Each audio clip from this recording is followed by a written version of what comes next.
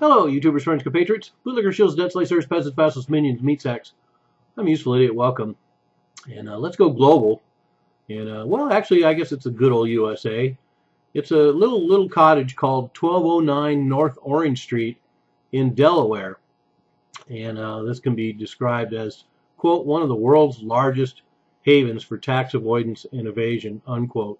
And I think that it is actually true, because I used to think that little house in the Cayman Islands was really impressive. I think 18,000 different corporations technically have their headquarters at this little house in the Cayman Islands. But it turns out we have this place in Delaware, the state called Delaware, and they have 285,000 corporations that are registered at this one address.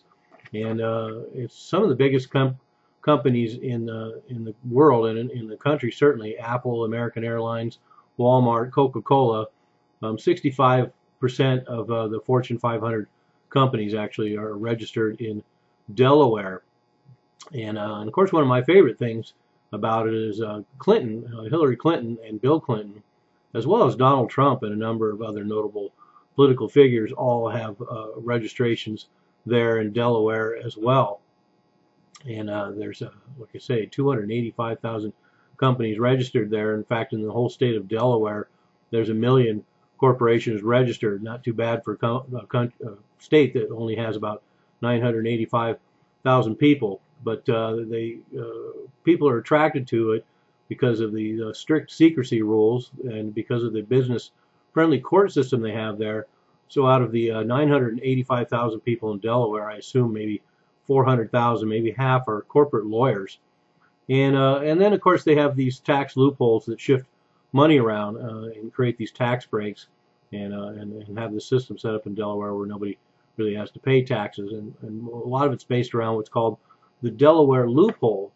And the Delaware Loophole says that Delaware will collect zero tax on income relating to intangible assets held by a corporation in Delaware, including interest, investment income, as well as income related to intellectual property, trademarks, and patents. So that's very telling. That's very, very protective. And like I say, they can use a lot of very complex bait and switch games and accounting gimmickry to make what I just said work as a system where they can evade all kinds of taxes. And one of the other appeals, as I mentioned earlier, too, is that it's a quick process. You can be in and out of there in a couple hours. In fact, I'll attach a story below that shows a woman who walks into the office in Delaware and registers a new corporation for her cat. And it literally only takes the length of the video to do it. So very telling that it's that easy, and you can do it for your cat. And so anyway, $10 billion in taxes is what's apparently being displaced. What would be paid in states around the country would be $10 billion. But I find that figure kind of low. There was another article that pointed out that they might be sheltering the potential of $450 billion in taxes from other states by having this protection in Delaware, and that certainly makes more sense.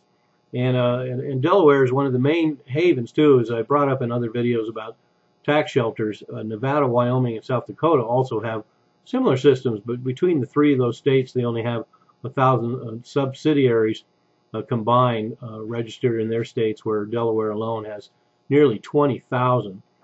So a big difference there. And of course, the other thing I like looking at the details, when I brought up Trump and Clinton earlier, Trump has 515 companies, which, first of all, I want to point out for all the people that say what a horrible businessman Trump is. I would like to be a horrible businessman who has 515 different companies. But 378 are registered in Delaware at 1209 North Orange Street. And then at the same building, of course, we have Hillary Clinton and Bill Clinton, who have foundations or these same kind of tax haven corporations registered at 1209 North Orange Street. In fact, Hillary Clinton, 8 days after leaving her position as Secretary of State, she opened a corporation in Delaware for her speech money. And that's exactly what Bill Clinton did with it back in 2008 when he registered there a great way to protect all the money they make from these speeches. But God, Hillary Clinton, what a lying sack of shit. She said that she will crack down on, quote, outrageous tax havens and loopholes that the super rich people around the world are exploiting in Panama and elsewhere, unquote. So, of course, she doesn't consider herself part of those outrageous super rich people around the world. So, of course, for her, she's just mega rich.